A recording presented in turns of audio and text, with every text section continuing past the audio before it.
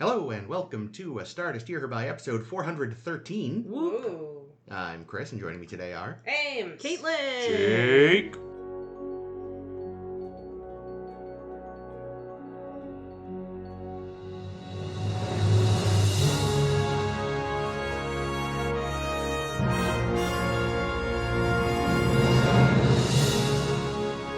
And today we are discussing the Season 3 finale of Discovery, That Hope is Kobayashi Maru Part U. Wait, That Hope is You Part 2. Yeah, that doesn't make sense because the next episode in season 4 is called Kobayashi Maru. Is Wait, it really? Yeah, Wow.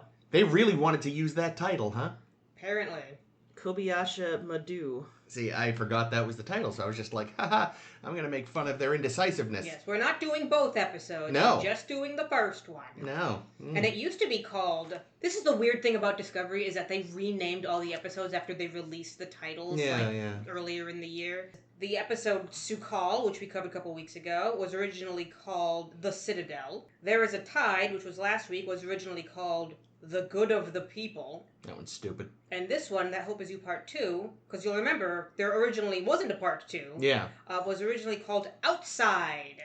Oh, I thought it was called Kobayashi Maru, which is why I made that joke. Nope. Oh. Well, then my joke makes no sense. No this sense. Much like this whole episode. intro- And you know what's Hey. great? Pointless. We get to but we're keeping it all. Actually, no. This would be after I insert that stuff I had to delete a few weeks ago that Jake said about Gray. Because this week, we are wrapping up... what it was. He had forgotten that Gray is visible thanks to the Hollow. You didn't keep that? You said... we said I could... You told me to delete it because it was a spoiler. Sometimes and I we- have stupid ideas. And we talked about saving it to use for this week. Well, here's what Jake said right now. Do we see, does the hollow ship manifest Gray? Is that a thing that happens? Cut that, because that's next week. Yes. Okay, I was like... Jake is literally saying what's going to happen next I have week. no memory. No, yeah, but that I'm- does but like, happen Is next- that why Yes. they brought Adira to the ship? Yeah, and is so that why that- they reminded us that Gray exists? Yes, because people can see Gray next week. Okay, now I don't... Put this at the top of next week. I didn't remember that, but I'm like, oh, maybe that's why they had Adira go. Yes. Yeah. Oh, it all makes sense now. All right, Yeah. I'm less angry that they just put through in a random Gray scene now. Yeah. I'm still angry because the plot, like the plotting nature of it is bullshit. Oh yeah, no. I feel like Gray should have been a presence throughout the season more. Yeah. Yeah. I don't know how much of this is at all salvageable. A lot of this will go to next week. Yeah, we'll talk about it next week. Funny. It'll either be, like you said, the start, or maybe it'll be the post-credit. Who knows? There we go. Fade back up and fade back up and fade back up. Good call, Jake. I predict things. The only thing we did You've wrong was... seen it before. I know, but I literally remember zero of this season. The one thing we had thought it was going to be last week's episode where that happened, not this week. So this Right. is actually from 2 weeks ago that Jake had his little brain blast. Well, they skipped that whole plot line. Yeah, they did. It was weird. But we'll get to that because we are picking up both plot lines. Whoa. On the Discovery, hostage And more. stuff continues. Pointless action shit happens. Woo! It's kind of a waste of time. Meanwhile, the interesting stuff is happening on the... Oh, I forgot the name of the ship. The Kiev, where That's Saru... the interesting stuff. To me, it was. All right. Saru I had Doug Jones. continues Yeah, I love Doug bonding Jones. with Sukal in some really very nice scenes. Adira shows up, and as Jake predicted, the magic holodeck somehow also makes a hollow Gray. It scanned their brainwaves. Yeah, Something? yeah. Question marks. So they're there now, too. They're there. How now? They're there. They're all They're bought there. a little extra time thanks to some spit-swaddled radiation. Excuse me? It was in their mouth. Yeah, radiation pills. Oh yeah, right. Gross. Yeah. Surely they had it in a container of some kind. Yeah, and honestly, even if they didn't, it's like, horrible death by radiation or some slightly Ooh, spitty icky. pills. I guess I'll take the slightly spitty pills. Not me. Death before spitty pills. Everyone helps Sukal finally kind of come to terms with his family's death, and they are rescued by the Discovery, which was freed through pointless action shenanigans and robots. And the Navarre showed up and did nothing. Yeah, that was kind of We pointless. did nothing, and we're all out of ideas. And we're set up for next season where the Discovery will be an Amazon delivery ship for Dilithium. But who's the captain of the Discovery? Oh, yeah. They kicked Saru for some reason. No. He wanted to spend time with Sukal. He's on leave on Kaminar, which has badass cities now, and poor fucking Seagal staring at the sky like there is too much sky. I am going to start a war like the cricket people in Hitchhiker's Guide. I'm gonna fucking burn it again. And yeah, so Michael becomes the captain. And they all have to put on the ugliest uniforms. Oh, it's the worst. Thank God they changed those. Terrible. And was this change because she was pregnant? Is that the... No, actually, the reason they gave for changing the uniforms next season is they realized it was like... Because the set of the, like, headquarters is mostly white. Yeah. But then they realized the Discovery set's more gray, so it just kind of merged. Yeah. So they blended into the walls, which is never good. Yeah, so the next season they look so much better. I love those ones. I still don't like the cup, but yeah, adding color does help immensely. Yeah. Like, it never bothered me. Vance's version was fine. Oh no, I don't like Vance's version because it makes him look like a toddler with a butt flap. Fair enough. Complete with butt flap. I'm too busy looking at what a big leggy man he is to think about the butt flap. He is much leggier than you realize in other things. Possibly, I feel like in The Mummy he has like a long cloak, so you never really see his legs. He just hovers. Yeah. Anyway, yeah. Yeah, man. Imagine like Mama Burnham making the case to the elders of Nivar, like, listen, we have to go there, and they're like, we are not doing this. She's like, but it's a lost cause, we like and causes. that's our whole thing. And they're like, nah, we left the Federation to get away from this bullshit. And she's like, no, please, please, please, can we go help them? Listen to her crying in this message. They really need us. And they're like, fine, we'll send our ships, but it's better have been important. Then they show up, and then they're immediately told to stand down. It was symbolic. Actually, what I like to imagine, I just thought of this right now, is they were like, no. And she's like, fuck. And then the Romulans slink up. They're like, let's fucking do this. Yeah. It will piss them off so much. And they stole one of their ships? A bunch of them. Oh no. Because there were... Did we ever see much of them? Not... I know you complain about the lack of ship porn, so I'm guessing that may be an element here. I did notice there was like maybe a half dozen things chasing them, which I assumed were the Navarre ships because they didn't look much like any of the new Federation models. We saw them kind of warp in. Yeah. But yeah, and then they were chasing them through space. Yeah, they were wasting dilithium like whoa. Well, it's okay. There's a whole planet I was of going to it say they now. have a planet made of it now. So. Not that the Navarians know that. Yeah, maybe it was coded in Michael's message. There's so many I was thinking this. That's the problem with this show is like they've introduced all these new planet names, and I'm just like because I was thinking this too. It's like Quajanites. Quajan? I think they're just the Quajan, aren't they? Good point. Yeah, that would work the best. Like it has to be the Navarre again because Navarians. It's a little clunky. Oh well, yeah, I forgot to mention Deus Ex Quajan though. That's how Book can power the spore drive because of his connection to animals, and but like spores that's count cool. as animals. Actually, I like that because it was good because they seeded it. I like that. Yeah, and like now it's like we now have an entire planet of pilots potential for spore drive. So no problem. We don't have to rely on Stamets anymore. It was definitely better seated than other things, but it also did feel a little like convenient. Yeah, it was like a little bit of an ass pull. Well, it's also a trope, right? Yeah. I mean, again, it definitely works better than if it was like, we realized because Detmer hit her head at the beginning of the season, she can suddenly use the spore drive. She can see through time now. Yeah, I feel like we never really got a great resolution to Detmer's being... No, she did the flu. She flew really well one time. And also now she has her old controls back in this episode, so she's happy Which again. She's gone full cycle. That made no sense to me, speaking as someone who understands tech in a very basic way. Maybe it makes sense to Jake, but I doubt it. If you swapped out the whole ass computer, how is the old OS still in there? Yeah. No, maybe the computer you swapped it with is running old Windows and you don't have a connection to load the new Windows. I did think, when Osiris shoving Michael into the computer, I was like, oh no, they're gonna Superman 3 her! Which, any of you see Superman 3 as kids? No. Oh. There's this scene... Isn't that the really bad one? Or is that 4? Okay, that was the really bad one till 4 came out. Oh, well. So there's a scene from that which is infamous on the internet for having, it's one of those ones when you bring up childhood movie scenes that fucking traumatized you, that's one of them. It's like a... Not Never-Ending Story? Oh my god. Oh, that's on the list too. Oh, good. It's not alone. As a side note, did you ever see this story about this woman who literally did the thing where her horse got stuck in a thing of mud and was falling into the mud, and she stayed around it and kept its head up so it stayed alive until they could get safety. It was like 3 or 4 hours of this woman cradling her horse's head above the fucking thing. Oh and I'm going to tell you right now, it healed me. It healed me from the trauma of Neverending Story. I was like, oh my god. Yeah. Getting back to Wait, I need to explain. Damn it. I don't tried. care about Superman 3, Chris. I'm explaining for people who might. I do. And also, it's funny because there's a connection because Osira's related to Margot Kidder, who played Lois. But it's like a rapid fire.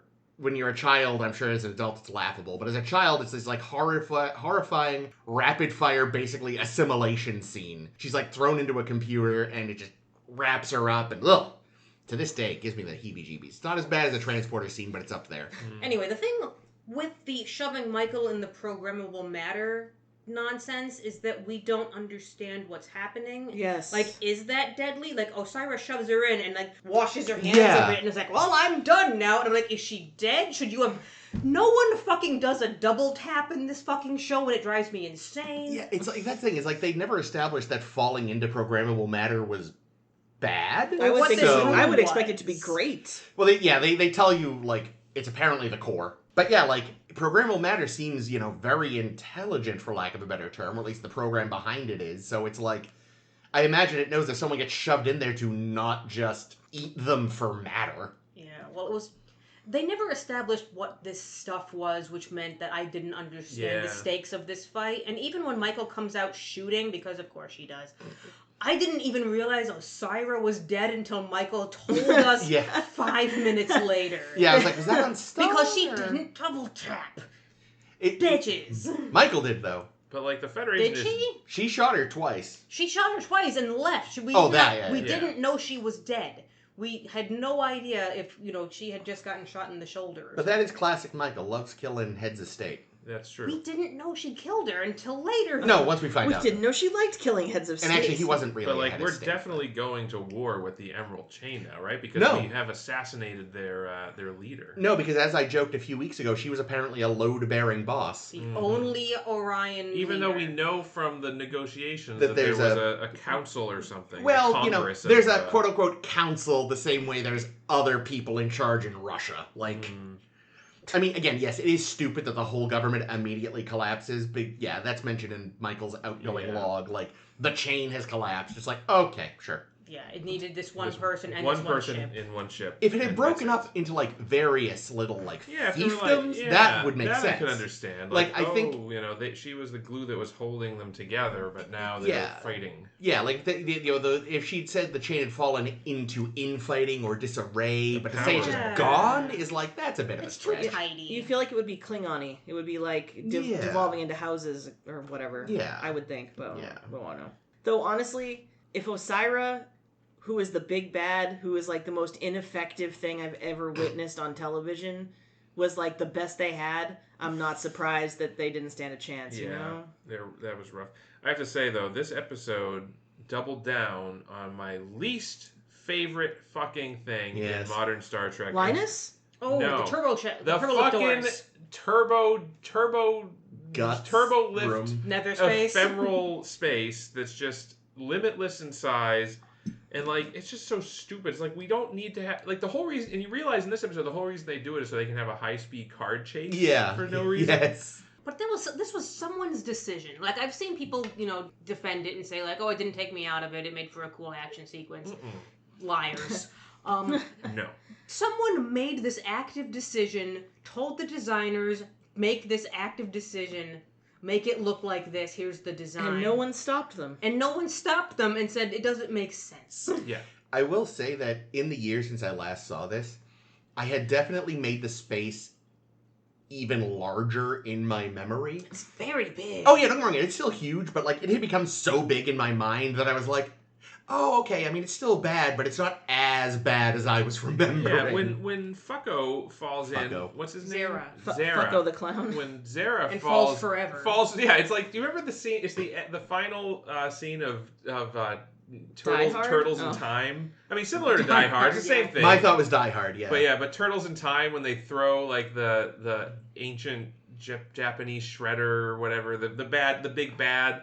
and like he's falling, and then they just disappear, like because they didn't want to continue the shot. And make him smaller. They didn't want to just do a puff of smoke like the coyote. Yeah, so he just like he's falling, and just disappears. That's how I felt about. You're talking about turtles and you're talking about the game. You're talking about the game? No, I'm talking about. Is that not what it's called in Turtles 3? Turtles. Yeah, you're right. Yeah. I don't know if it's Turtles in Time. I've been making that up. I don't remember. I thought it had a subtitle, but it's the one where they go to ancient Japan. Yeah. I don't remember that ending. And I believe you. And there's like a evil samurai guy that they're fighting. The space. Yeah, there's there's an emperor. The emperor they fight, and then there's his like. Literally, the only thing I really remember from that movie gun seller friend is the final shot where they throw him off the thing. Yeah. It probably was, considering the last episode had some Die Hard moments. I assume they were going for Die Hard. You could also think of RoboCop when they threw, what's his name? Ronnie Cox's character there, Admiral Jellicoe. When they chucked Jellicoe out a window and his arms got really long for some reason. Oh, RoboCop. I'm like, wait, they never threw Jellicoe out a window. Riker wanted to. They finnied Jellicoe? Yes, when they throw Ronnie Cox out the window. Yeah, but the nether space turbo shafts. It's take so me terrible. And like in in this one, I didn't think it was a cool action sequence, regardless, because it reminded me so much of the chase scene in Into Darkness. Well, yes, with Spock fist fighting on the thing with the fuckhead, where they hadn't ever established in the Kelvin timeline that Vulcans are stronger than humans, so you didn't realize. I bitched about that at the time. But no, I was thinking of another terrible thing was when Anakin and oh my God are tooling around on Coruscant. In episode 3? 2. That's episode 2. Coruscant. No. Coruscant. Yes. I thought you were talking about. Yeah. I don't remember that. It's like at the beginning of the picture. There's also the one where they're having the sword fight over the lava. Yeah, I'm thinking over the lava. I thought you were talking about that scene. I was like, God, that scene's actually pretty good though. Yes, the car one's pretty dumb. Yeah. One thing that annoyed me too is just being all this. Like, I want to get all the action shit out of the way because it's all bad, and then I want to talk about the stuff that I liked. But like, I don't know who did the special effects for the space battle at headquarters. I don't remember a single moment of the space battle because it was uninteresting to me. The ship was just like, it was like moving so slow, and it was like, I get that like they're in tight quarters, so like they have to move a little slower, but like this is television. Use some fucking artistic license. This is terrible. Oh, I know why I missed most of the fight scene because I was taking a note saying like, why can't the whole fleet that's at Federation HQ take out the Discovery? Like this. Well, that's what Vance said, right? was to like aim at it and like they weren't trying to save it. They kind of understood like this thing is not worth keeping around if the Orions have it. Yeah, we have the important thing, which is Stamets. Like Stamets is the thing you can't reproduce. He can recreate the tech. Yeah. Whether or not he'd be happy about it, is another question. Well, when has Stamets ever been happy about anything? Like, I guess you could technically argue they're in such tight quarters that like they have to be careful how they fire. They're gonna hit each other, but again, like none of that was explained well. They were shooting the ship quite a lot. It was just impervious to their weapons. Yeah, Michael Burnham's on board. That's right. What else was dumb? The plot armor really held up well on the Discovery. I also hated again like. The noble sacrifice scene with the bomb. It's like, you don't actually all have to go. Why are you acting like you all have with the to go? Crew? Yeah. And OO ends up carrying it the rest of the way? OO with her convenient background. We're going to get one more of those that I remember in the future. Oh, no. And then it's like the noble sacrifice of the Dot to save OO. Like, why do we care? Like, it's a program that's in the ship's computer. Yeah, it could just be at a different Dot, but then they later show us that them specific fixing Dot. Unless it's that scene in Fallout when Lucy's like, if you don't give me what I want, I'm gonna snip gets it. It's a robot. Yeah. I don't give a fuck. Yeah, like, I mean, unless they forgot to establish that maybe somehow all of the data was now just in that robot, but they never said that. But the thing is, we know that the sphere data resists deletion to an extreme degree. So it wouldn't put itself in a position where it could get destroyed. Maybe that's why the old OS is still in there. Maybe it's because of the sphere data. That's kind of what they were implying last week with like it was still playing the old timey movies. But that maybe explains why they never got rid of the old OS, was because they couldn't. Yeah. So that maybe makes that make sense. And maybe it is the old OS that saved Burnham from the programmable matter, for all we know. Yeah, maybe. That's but I also interesting. I mean, it's total It's not speculation. established. No. Not supported by the text. Well, but there is no text, so we Yes. have to draw our own conclusions. And if they want to let us draw our own conclusions, then our conclusions are our own. God damn it. I also found it funny when she's like, when she's off and she thinks they're all dying, she's like, I love you all. Even you, not Nilsson. Yeah. Who, again, just really stood out even more this week of, like... I really thought she was going to die. Yeah, because it is so obvious that there's, for some reason, scheduling issues happen with Nilsson's actor. Because she's even there at the end on the bridge in a new uniform, looking all happy. Listen, she had diarrhea. But it's just so funny. Just reassign... Swapped out with this rando. Yeah, like, give her lines to someone else. There were, like, 3. And they sure as hell couldn't have gotten Tig involved. Yeah, seriously, just, like, make that anyone else and just don't have fake Nilsson there. Ensign Ricky. Because when they get to the bridge, she goes to Nilsson's post. It was more distracting having fake Nilsson than not having Nilsson. I think they were just counting on us not remembering what Nilsson looked like. I don't remember what Nilsson looked like. And like being like, oh, that's Nilsson. Oh, look, Nilsson's here. If they'd maybe gotten another blonde, it wouldn't have been as obvious. Put her in a wig. Yeah, like just the fact that she had completely different colored hair. I'm like, that's not Nilsson. Like, yeah, maybe it has been another woman with the same color hair, same haircut, wig, whatever. I'd have been like, that's probably Nilsson, right? Maybe. That's probably Nilsson. So last episodes, the dots show up with sphere data loaded into them somehow. And they basically said, like, let's go save the day. And we cut there. What did the dots do this episode? Cannon fodder. They were cannon fodder and extra guns, because they were shooting something from their hands. But that's also, like, the fact that we just see scenes and scenes of the dots running direct, like, having no effect and just getting blasted. And then we have the scene at the wave end. after wave of my own dots. Yeah, like, that's basically what they were doing. And then but then that one dot at the end is like, oh, we gotta save her. Why wasn't the dot doing this the whole time? Because electromagnetic frippery would have flumbled its hoodle. They said that basically exactly what happened would have happened. But here's the thing. The thing that makes it so stupid is that they're like, oh, we can't send the dots because there's electro and they'll die. So we'll send Owo, who will also die, if not to be saved by a dot, and the dot that saved Owo could have just delivered the bomb in the first place, and it would have had the same outcome. Yeah, there's a lot of moments where they kind of wash away, like, oh yeah, this technobabble solved this thing. Like, what I complained 2 weeks ago, like, why did Adira go down to the Kiev with the thing in their mouth? Yeah. When they wouldn't have known that. And there was a line like, oh, I saw from the feed that you were on a holodeck. And I'm like, no, you didn't. You saw none of this. Yeah, and I know last week, Jake, you were particularly annoyed at all the bullshit, and I wasn't annoyed as much. This week, I was just like, wow, this is how Jake felt last week. Honestly, I thought something worse was going to happen to Haley Joel Osment there. Like, he seemed... What was his name? Oh, Aurelian. Yeah, Aurelio, yeah. Aurelio, yeah. Yeah, I like him as a character. I like him, but like... He does kind of look like Haley Joel Osment. Yeah, he just kind of like... He got choked once, and I guess he told everybody about that the spores would like Book. Yeah, and that's all he did. I just wish that they had set up at some point earlier in this season that Book had a connection with the spores somehow. That's a good point. If they had shown like him going into the forest and like the spores like gathering around him. Yeah, or like him doing a thing, or maybe his face lights up. Whatever. Just show that he's got some connection with the spores, and then it would have felt a little less like an ass pull. Yeah. But I do like the idea now that like the biggest challenge to having the spore drives is the lack of a pilot. But now we have 2 pilots potentially, and potentially many more on Quajon.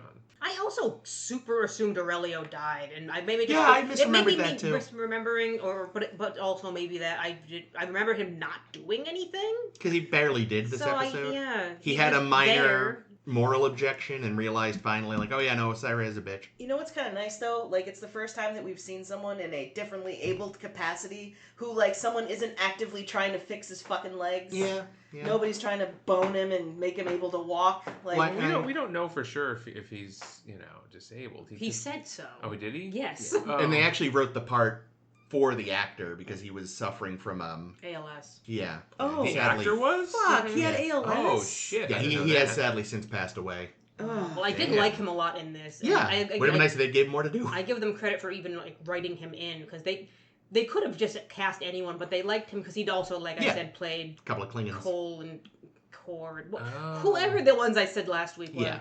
Well, that is. I actually think Which that's is pretty nice. cool now. Yeah. Yeah. I also we had wondered if maybe Osira was his partner, but no, she mentions the family he's as got a separate he's got another entity. family. So. Yeah, they never struck me as having that chemistry. Neither I did think so I, either. but we, you know. And Osira's a terrible actor, so Yeah. who would know? And she's What did she have chemistry with? She's not great, but Her we have own seen gun. so much Yeah. worse. I'm not saying she's the worst we've ever seen. Yeah, Is that the she's- gun that Burnham blew her away with? Maybe. But, you know, she's no Libby or Jennifer Sisko or... Why are we just naming love interests? Well, they were love interests who are Who are terrible actors. bad actors. I was just trying to think. There are, like, go-to terrible... I'm sure She's there's no others. first season Terry Farrell.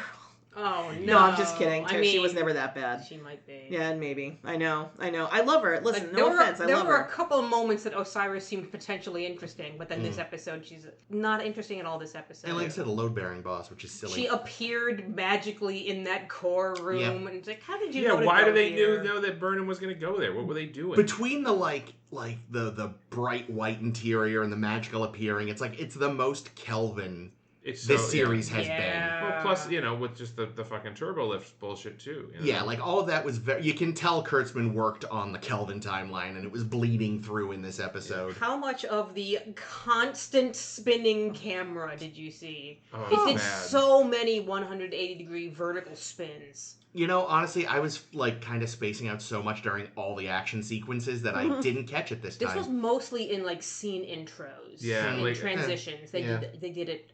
They did it once. I'm like, oh fuck it. They did it twice. I was like, oh damn it. And then they did it like a third time. I was like, making the notes. Must piss on this. Yeah.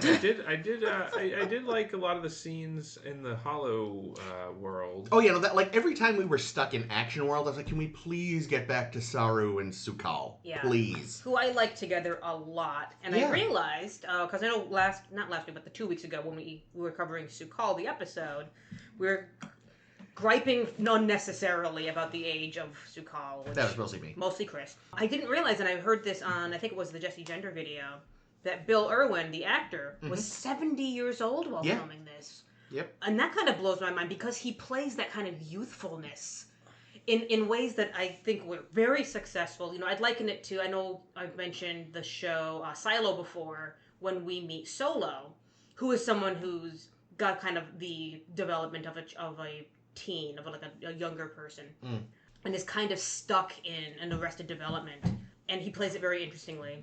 And I know Jake the other week mentioned Alien Earth, which is less successful in my opinion, because there are adult actors who are playing androids that have been uploaded with children, and it is distracting as fuck. What is this show?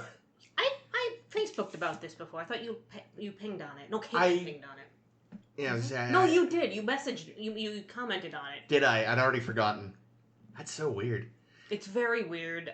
Yeah, I'm sure it's making some kind of statement. I found it distracting, like watching grown actors pretending to be children. Yeah, that's hard to do well. Yeah, but Bill Irwin, I think, nails it. It's interesting, too, because I remember when I was first looking him up when this first aired, I was like, I wonder if that is in all the makeup. And it turned out, of all people, to be the father from the Jim Carrey Grinch movie. Whose father? The father of Cindy Lou and all them. Okay, not the Grinch's father. Yeah, no, sorry. That's Sukal? Yeah, but like... He's 70? Yeah? He was... How old was he during the... How old is the Grinch movie? Oh, no. It's from the 90s, Like 25 years minimum. Like, I think it's 2000, 2001-ish. It's very old. But, interestingly, though, I noticed, like, he has a background, too, in, like circus training type stuff. So, like, so, like, they seem to go over that same kind of, like, because obviously Doug Jones is, like, had been, like, a contortionist at some point before he got into all this He was? stuff. It makes sense. He's got, like, the longest limbs. Yeah. The Jim Carrey Grinch movie was 2000. Yeah. Dude, 25 years? Bro. So, but yeah, I noticed that they were like... I'm wasting away. I still think of that as being the new Grinch I've movie. never even seen it. It's wicked good, It's dude. funny, yeah. I gotta tell you, I resisted for a long time, but it's very good. But yeah, it's like, that seems Chris to be Howard's in it. Nice. Clint Howard. Oh yeah, well, because Ron directed it. So we got to do a 10 forward because of Clint Howard. Well, we know what we're doing for Christmas. Plus, it's kind of No. sci-fi. Like, where did he come from? Where is the Grinch? It is pure fucking Your fantasy. Shut up. The Grinch is an engineer. But anyway, Shut up. off the Grinch. But yeah, no, I just found it funny that again they found an actor who has this kind of background. Not that he got to use it much, except wearing that god-awful outfit. The poor bastard. And the shoes. Oh, the shoes. Who are we talking about? Saru? Both of them. There's a wide shot at one point. They all had to wear the shoes. Eee. The shoes? Oh, The hoofs. the Yeah. Kelpian Yeah, where feet. their heels don't touch the ground. But yeah, no, he does a really good It's job. interesting though because like underneath all the makeup, I would have had no idea that actor was a man of age. Yeah. No. You know, like they could have got a 30-year-old to play, and I would have known the difference. Yeah. No, he really did a very good job. And again, him and Saru scenes, I love that the way Saru started to kind of get through to him was like, oh, let's make this traditional meal. Yeah, exactly. That's such a nice touch. Like, what a way that felt so much more natural than like anything else they could have come up Well, he with. tried, remember, earlier in the season to get the crew to Yeah. get over their trauma by having a dinner together. Oh my god, it's a successful version of that. That didn't even occur to me. And then Detmer shows him and punches him in the face. Yeah, that makes it even better. I forgot about that. Yeah, I just remembered that right now, and yeah, like really good stuff down there. Just all So of good. their being able to connect over stuff, and then the moment that Su'Kal turns around and sees Saru with his Kelpian face, not only as a solid human or a solid being, but also as a member of his own species that he hasn't ever seen since he's been alone. Like at least Like a century. there's no lines in that No. moment, and it's still just very, very beautiful. Yeah, and again, they're both acting so well from under so much makeup. Mm-hmm. Like really good. Like that's when they stuff like that is where this show can be so good. Like they need to cut it out with the bad action sequences. But I feel like you need the action sequences. Yeah, they just need to be Sometimes. fewer and better. Yes. Better would be good, yeah. And maybe if they were just shorter, they'd be better. The problem is that, yeah. And I still wonder, like, would this whole, like, basically semi-3-part finale have worked better, first of all, as a 2-parter, and 2, with stuff woven together more? Because, again, last week, like Jake said, we just completely ignored the interesting part on the Hollow ship to instead do shooting and spacing. I would say they're confined by their number of episodes, but the number of episodes is they knew this going in. They chose. Oh, yeah. Yeah, they made... And they wasted 2 of them in the mirror universe. Yeah. So so obviously Stamets is salty about Burnham. Yeah. Is he still salty at the end? Because it seemed like he gave her a nasty look. Here's the thing. I'm going to spoil season 4 a little bit. Because I remember watching this new and thinking, oh, that's going to be an interesting dynamic shift next season. Completely forgotten by next season. Whoopsie. They were clearly trying to seed, like, there might be tension between Michael and Stamets now. No. And it's a spoiler in that it's something that just doesn't happen. I'm not giving anything away. I'm giving away a lack of something. I remember being so annoyed because it becomes apparent immediately, like, oh, they are not following up on this. Yeah. They decided we're not going to bother with this dynamic shift. I don't know that I felt like he looked like he was giving her a dirty look. I think that's just his face. No, there's You like said resting bitch face on. she comes in when they're like in the sick bay and she smiles at them. He kind of like gives her a look and looks away pointedly from her. I missed that. Yeah, Wow. no, I remember thinking at the time like, oh fuck. But he'll get over it because Adira and Hugh do survive. Yeah, so. but so that was a little annoying. Yeah, I did also notice a couple times because I know when Stamets is talking to Vance, we get like some tiny little it's like we're putting fish food at the top of a bowl of like what could be backstory that they mention, but you're never going to see any of it. In which he says to Stamets, "Believe me, I know what you're sacrificing." Yeah. And then later on, like he says, "Oh yes, something, my daughter and my wife, left for because it wasn't safe." And Michael's line is, "I didn't know you had a daughter." And we're like, "No one knows anything about this man. How long can he hold his breath for?" 15 minutes. He was a champion swimmer in the academy. Apparently, He was in the. He was repeatedly in the Jonathan Archer Memorial Water Polo Tournament. Oh, Wow. No. Yeah. Well, That is something the show would have. It's little moments like this that make me really realize that they haven't really established the stakes in the Federation. Which, sad face. Oh, was Adira supposed to be? Zahian. That's Queen Poe? Yes. Yeah. Okay. But I remember just thinking, because it looks so much like face paint, which it was, but I mean, you know what I mean. Like, it felt more like paint than Than an actual skin. Alien thing. Yeah. I wonder if it's because, I don't know the actor who played Poe, but she has very big eyes. And I wonder if, just the kind of different shape of her face makes it They look gave different. Adira, the black contacts, though. I noticed. But when they Did first... they do the blinking? The I sideways blinking? didn't notice the blinking. I was looking for it. I did not spot it. I bet they didn't. It's expensive. Yeah. But when they show up, and he was like, "Where'd you come from?" I wanted him to say, "Burning Man," because it just felt very like I've been at a festival in the desert look. But the outfits, though, the civilian outfits they put on both Adira and Gray, again, the costume designers do great work. I really love both of them so much. Yeah, man, Stamets going from 0 kids to 2 kids in a couple of weeks. It's gonna be rough. Oh, it's your kid and your kid's boyfriend. No, they're gonna form an extended family. Oh yeah. Once they get Gray a corporeal body. Well, or a hologram, right? There's hologram people in the future. They can put Gray in a dot. Oh my goodness. No.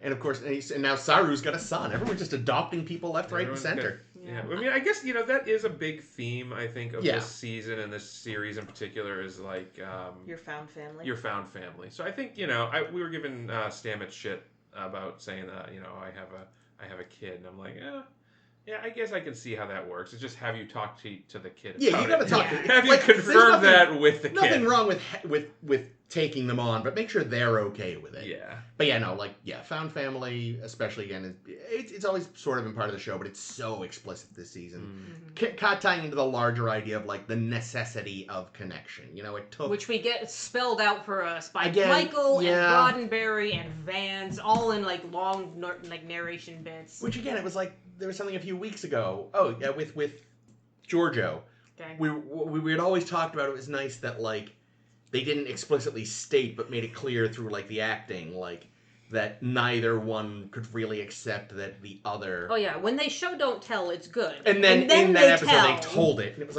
yes, we got the themes. Thank you. And if you didn't, you're not missing them. You're just absorbing them naturally. Yeah, have a little faith in your audience. Yeah. I have a question, and maybe they explained it, and maybe it's a dumb question. But, if it was easy enough for Adira to sneak radiation medicine into the spaceship in their mouth, why didn't they just have more radiation tablets with them? I think the idea was they brought the wrong ones, basically. Oh, really? The wrong radiation tablets? Or not enough, or... Yeah, because That's what I mean, not they enough. said, will that cure you? And Hugh goes, no, but it'll buy us time. I just think that the radiation was just still too powerful that there Yeah, weren't any there's drugs nothing that could that- yeah. adequately... There was also a line that the ship was doing, started to actively break down quicklier. Well, when you saw... Quicklier. Nice. When the hologram turned off, and even when Gray walked out of the holodeck, which how was he able to... whatever. Well, there could be emitters in the rest of the ship, too. They Yeah. presumably had, EMH type Well, this things. also goes back to the whole question of how do hologram eyes work? What is Gray seeing with? Yeah, we've talked about that with the EMH, too. What was Gray doing again? Checking on the walked, exterior. He walked out of the hologram because the reason, theoretically, was that he wasn't susceptible to the radiation, so could walk out of the holodeck, which was apparently also protecting them from the radiation. Anyway, we see that there's giant gaping holes all over the ship. Yeah, they got there basically right in time because a week later Sukal would have been dead. Yeah, was that last little mini tantrum the cause? Yes, perhaps? they say they cause it. Because otherwise, maybe... it's too convenient that literally it's falling apart the second we get there and all this thing. Oh god, poor Sukal too, realizing he'd caused the burn. Oh yeah, that was a rough moment. And then Saru being it's not your fault. It's not your fault that you're a polyploid with natural genetic connections to both dilithium and subspace. That was the techno-babbliest fucking explanation I've ever heard, and I disliked it thoroughly. I couldn't help but wonder, though. What did the burn do to the changelings? Because we know they keep their unused goo in subspace. Yeah, I think it would have made more sense if it was like a, guild navigator type thing where because Sukal was born maybe on this planet and had... I mean, that's kind of what they were implying. I thought it was more just like a natural thing that he had. But maybe it's because... I think part of it is because he was born on that planet. That's what Hugh suggests. Oh. I don't know if they said anything more, but my other assumption was that, his parents gave him something to allow him to survive better. Because, they're rapidly dying, so... Is this planet... worth the trouble? Poe's planet? I mean, yes it is. Zahia? Is this planet Zahia? Because wasn't that a dilithium mine? I think they had a lot of dilithium. I don't think a planet was made of dilithium. Because that could be interesting. Is this planet actually made of dilithium? Because Poe kept talking about how... Yes it is. No, literally. How her and Zahia were, like, connected. Twins. Bonded. Yeah, they were bonded. Yeah. Oh, yeah. And I wonder if maybe that's the same thing. Like, maybe that was more literal than was implied. This might be some headcanon, and I'll let you mine that, Jake. Okay. I mean, they didn't say it's not, so I'll give it to you. Maybe it's just a planet similar to Zahia. Maybe if they would have mentioned it when they said the coordinates happen to be. Well, but it's 1,000 years. Planets move. They Actually, don't in Star Trek though. Like planets are always where they are. They don't move in Star Trek or in anything involving time travel. And there's always a nearby planet when you come out of warp randomly. Yeah. Yes, and a star to light your ship because you can always see the outside of the ship. Yeah. That's just that's a sci-fi trope though. Yeah, but it's like how in last season Mama Burnham had the little cameras pop out of her.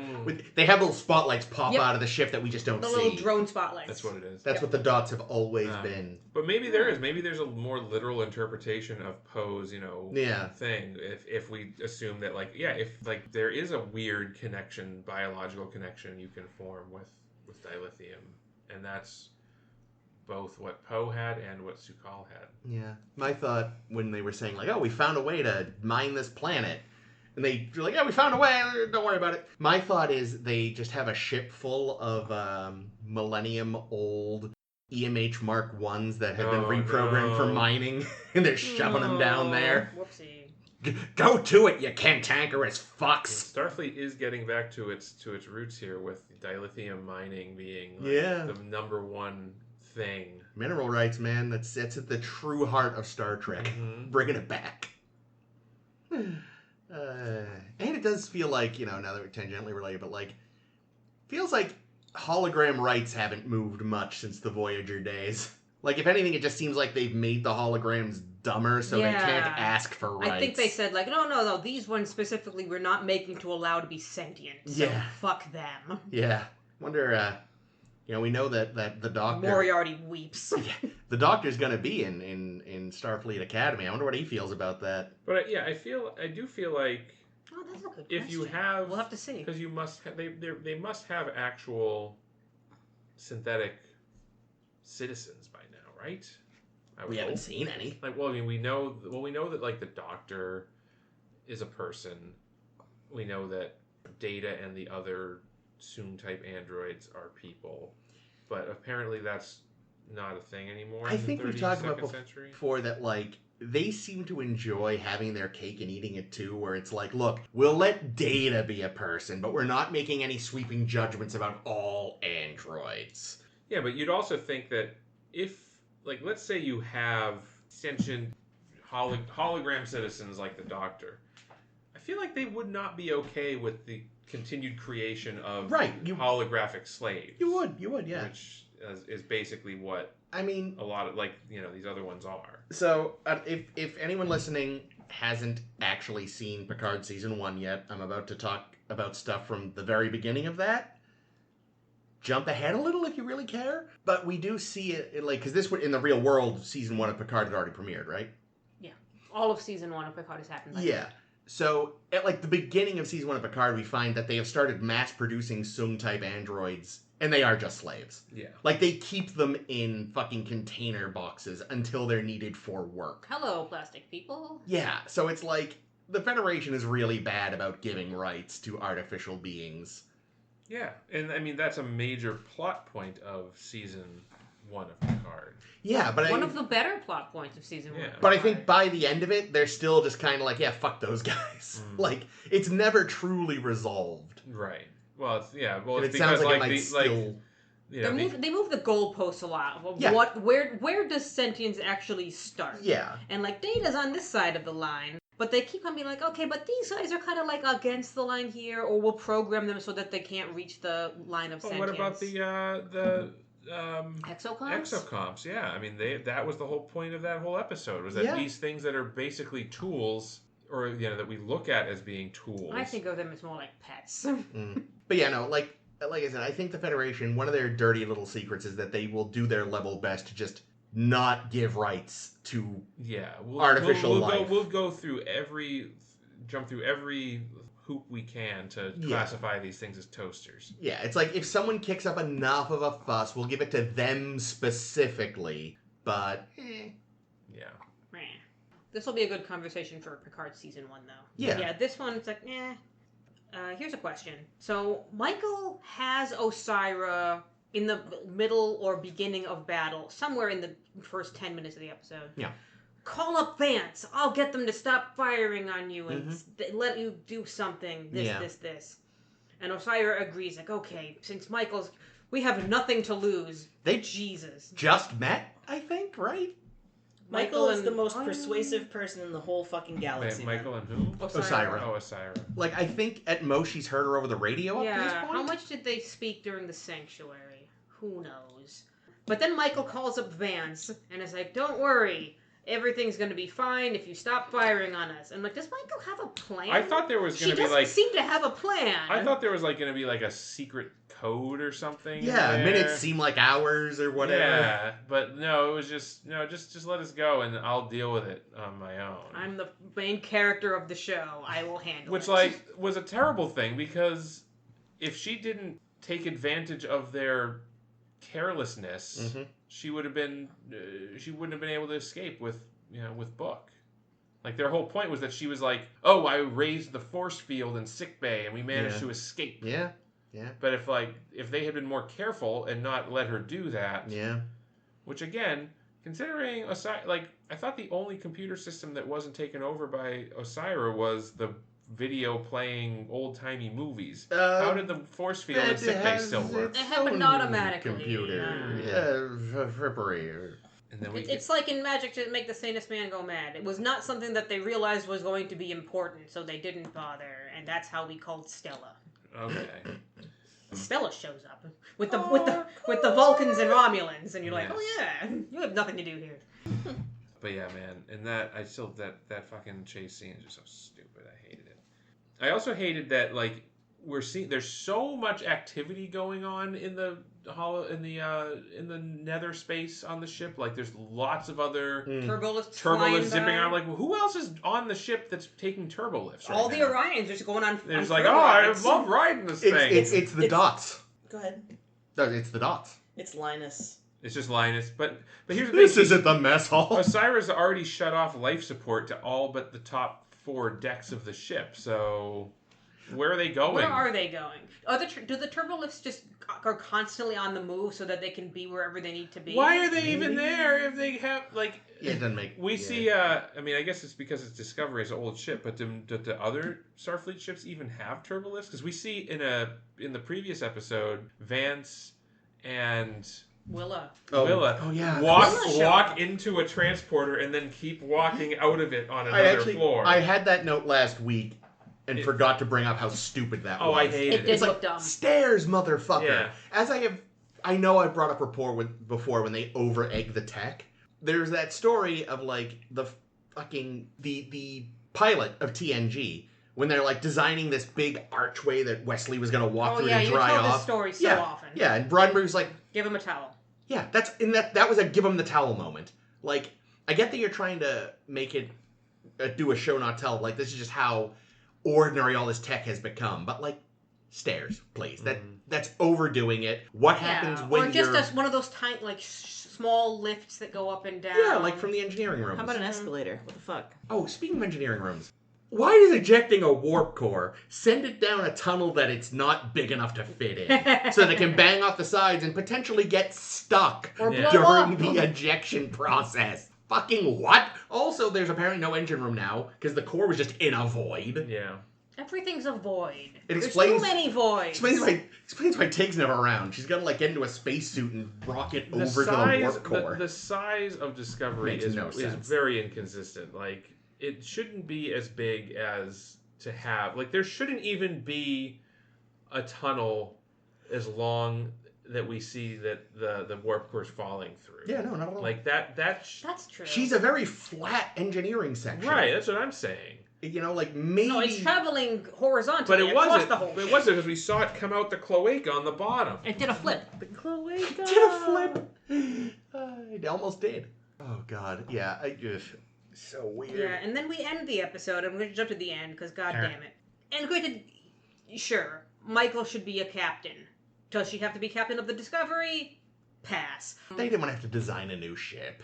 But, change the name of the show. One of the issues Star Trek, Michael. I and everyone have had with this show is how, sure, Michael's your main character, but in every single episode, there's at least one instance of someone just praising Michael.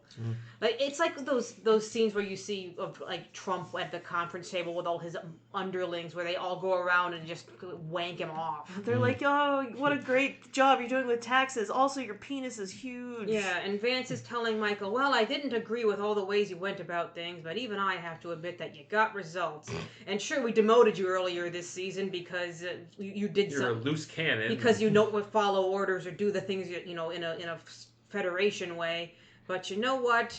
You're the only person who matters. When Michael's not on the screen, all the other characters will be saying, "Where's Michael?" All the other characters should be saying, "We love Michael." Yeah.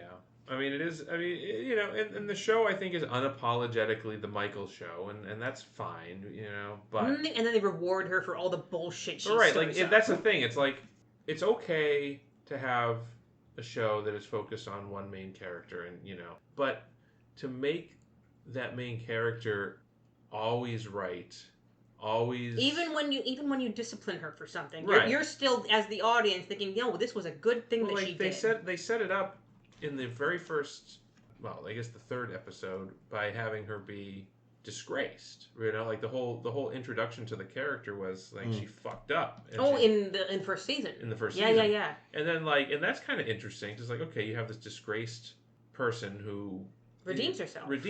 Yeah. But then there's never really anything else bad. What's the Henry Winkler thing? Jumping the shark? From Parks and Rec? From Parks and Rec with his daughter, where it's like, I love you, or something. I can't remember what it is, but it's like... You've brought it up before, it's very funny. You've There's a meme. Oh, I've seen that one. It's like, you've never done anything wrong ever, or something. Yeah. To someone who is constantly doing stupid shit. Yeah, oh yeah, so it's the daughter says, I have done nothing wrong ever in my life, and he goes... I know this and I love you. Yeah. That's what Starfleet is constantly saying to Michael Burnham. And I've never seen the episode, but you can just tell even by the way they dress and coif that character, the daughter, that she's an imbecile. She's clearly a disaster. Mm-hmm. Oh yeah, she's terrible. She's the worst person. Her and her brother are just disaster people, and they're entertaining in the show, and it makes it very funny the way that the Henry Winkler character treats them, which is how we treat Michael. So in season 1, she has this nice little arc of redemption. Yeah. In this season, she kind of has her low point when she gets demoted for going and saving Book against everybody's orders. Mm-hmm. Does she have that moment of redemption again? Or are they just things that happened? She saved the ship. She did, yeah, I guess. She got on the phone and sent a coded message to Tilly.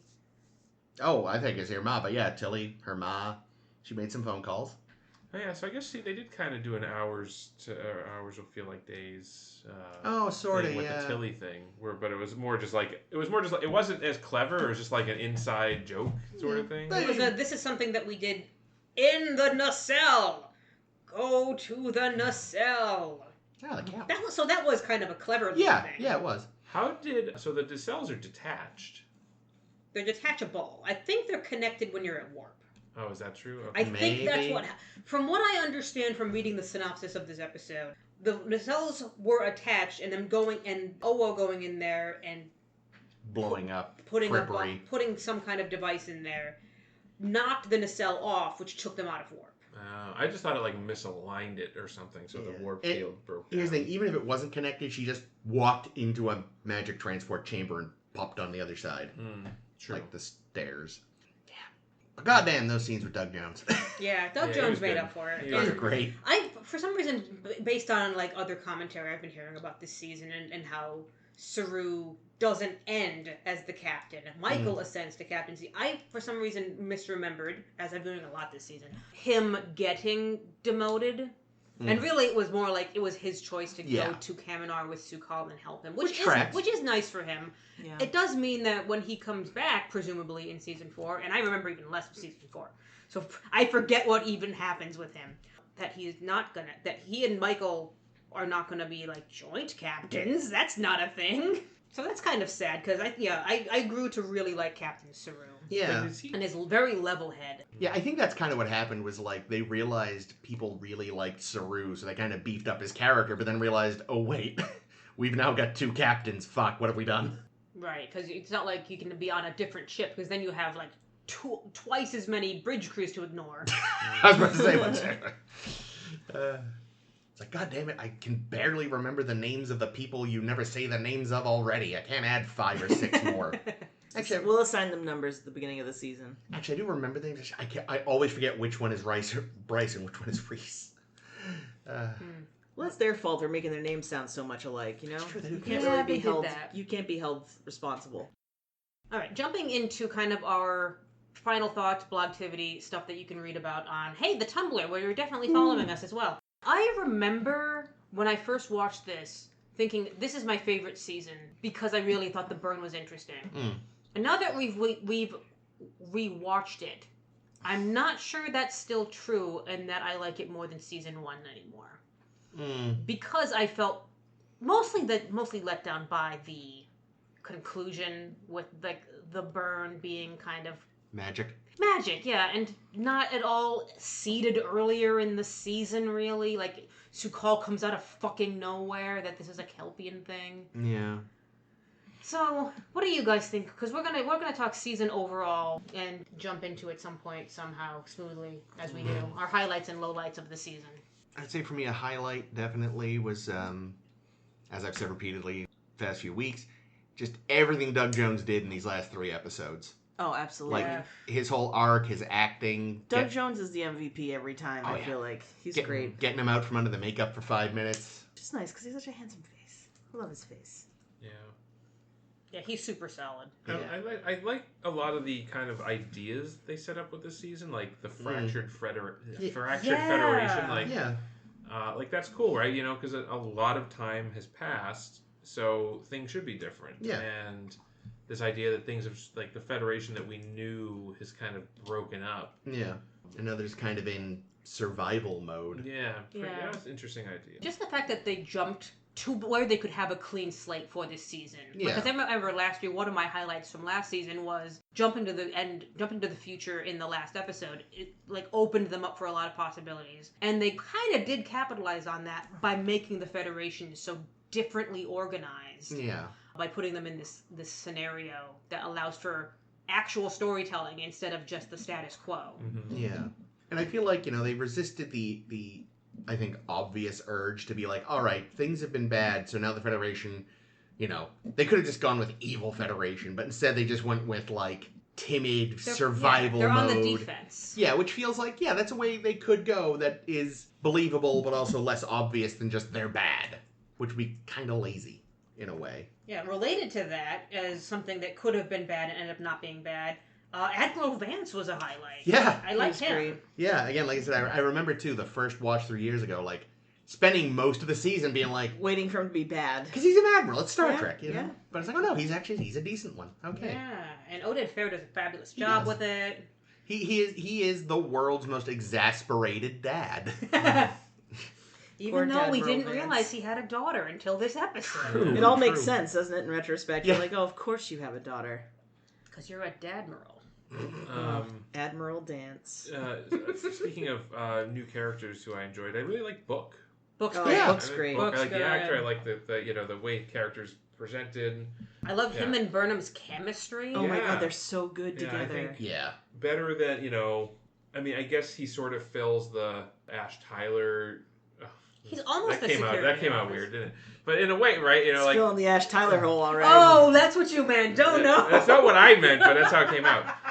But like the love interest. He didn't mean it. He just said it. You know what I the mean? love It's interest a- for Michael, and I think he's better. I think. Well, Oh, yeah. he doesn't have. I mean, he does have his own baggage, but he doesn't have like Ash's deeply messed up baggage. Yeah. True. He has Yeah, appropriate that's baggage. right. Yeah. Yeah. Like Ash is just in a terrible place. The poor bastard. And I also just like the fact that he's not Starfleet. Yeah. And Yep. he kind of plays by his own rules. Years ago, But he's a good guy. Star Trek tried to make its own Han Solo in the form of Okona. yeah. And they failed miserably. This is a much better Star Trek Han Solo. Yeah. Plus, he loves animals, Yeah. which I love about him. He's got the empath power, which is interesting. Yeah, it is. Kitty. And the kitty, Yes, Grudge Queen. is number 1 on my highlights list because, of course, she is. Because we are a bunch of cat people on She's this beautiful. podcast. Yeah. And And I how love many that cats cat. do you say played Grudge? 3? I have seen a photo of David Ajala with two Yeah. Oh massive yes, my Maine god, Coons, huge. and they're so beautiful. And he's big, so you know if they look big, you know what I mean? Like he's a built man. yeah. And Maine, if those Maine cats Coons are just stocky cats, big Yeah. stocky cats. Yeah, and fuck that fuckhead for saying he was gonna hurt Grudge. Oh yeah, yeah. nobody fucks She's with Grudge. a queen. Did he get comeuppance? Yeah, Yeah, he got yeah, kicked. Book kicked him out of the, He got. the Die Hard. I have had enough of you Oh, out of a oh, Yeah, he's the he- one that. Turbo Oh, was that Zone. last week? No, that was, No, that was this week. Was it? Yeah. Last Why do week- I feel like you mentioned the Chris Lloyd thing last Because week? as Michael well? did that to someone. Oh, like so she we've kicked had, someone in we've the. had many. I've had Everyone- enough yeah. of It was a or at least single. 2. It was a single kick from Book to that guy. Last week, Michael did the multi kick in someone's face. The multiple kick Yeah. in someone's face. Yeah. Speaking of Zara, I can't tell what list he goes on, the highlights or the lowlights list, because I kind of preferred him in Far From Home when he's first introduced. And then when he comes back inexplicably for the last 2 episodes, I don't give a shit. He's on both. Yeah, He's he on did both. His appearance in that one episode is is a highlight, and his appearance at the end is a low light, except for when he gets squished because he deserved it. I just kind of wish that they had just made him the leader of the They would've made it. Emerald Chain because Just make him an Orion and call it a day. yeah, he doesn't have to be an Orion. That's true, because the Orion is a multi... Yeah, that's it's true. It's a Species but, skin but bag. even if he were, I just think that the actor was better. The character seemed more slimy and sinister than It was than funner to Osira. watch. And yeah, Yeah. it was just funner to watch. But yeah, I agree that. And I didn't even mind him in his brought back form. I was more complaining that he was brought lived. back at all. Yeah. I think he was fine. I think making him just like Osiris henchman was silly. Yeah, and he's definitely a Starscream, what? Starscream. What's that? He's It's the a transformer, but he's a the bad second one. in command of the Decepticons, but he spends so much of his time trying to overthrow his leader so he can be the leader. And that's what this guy feels like. He's like, you wouldn't trust this man because he is clearly gunning for your seat. Mm-hmm. But Yeah, I that think- wasn't in there, and it should have been. Yeah, and I think it also kind of highlights that, and this is, I don't want to get too far into lowlights yet, we're still on highlights. Yeah. But him coming back just makes you realize that you don't know anything else about any of the other Orion Syndicate members. They're bad. Except That is all. we know Osira, she presumably has a crew. Yeah. And that's it, because we bring back this guy out of fucking nowhere. Yeah, with his Reavers or whatever Yeah. they were called. Yeah, but I liked him in the first episode. Tangentially related to him, I cannot remember his name. Cal. Yes. The probably. one who was probably going to fuck Tilly if he didn't Yes! get killed. That, I liked him. They did so much. They did such a good job of making me immediately like and care about him, Yep, so I I would agree. be upset when they murdered him. About who? The Orion? No, Not the Orion, he was, the Andorian, rather? No, that was Rin. The guy Rin. that lived on the in on the Old ice West planet.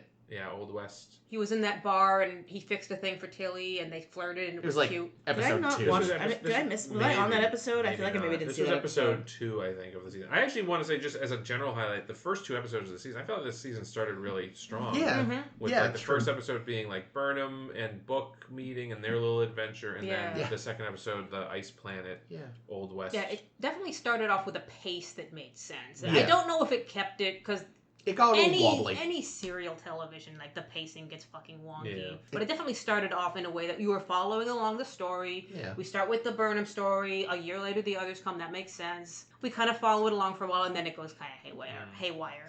Yeah. I like that we closed the circle on that guy, that First Federation guy.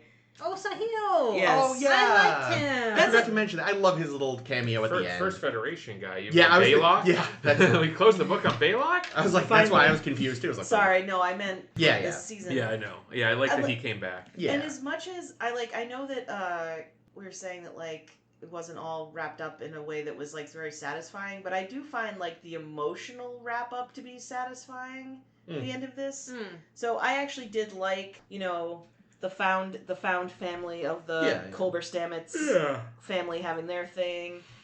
I liked, you know, just them winning the day in general. That's the thing, these character moments when they do them are really good. The character moments, exactly. Stuff they're hanging it on that you're occasionally like, Yeah.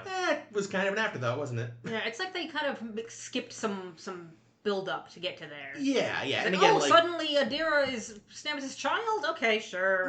How about, I liked, as much as I was kind of underwhelmed by the burn resolution, I did like the planet, the Sahalos, like Sukal's whole thing. Yeah, like, it's funny, like, the fact, it's so weird to have to separate your mind, because I'm in a similar vein of, like, the burn as a concept is interesting. Yeah. Everything involving, like, Sukal's emotional journey and him and Saru together, like, that's all great. It's just, the one sticking point is the fact that, like, the burn was kind of magic, and also, I forgot to mention while we were talking about it, but, like, they specify, like, you know, sound waves, and it's like, so apparently in space, no one can use scream, but in subspace, they can. Subspace is magic. Subspace can apparently has something that sound waves can move through.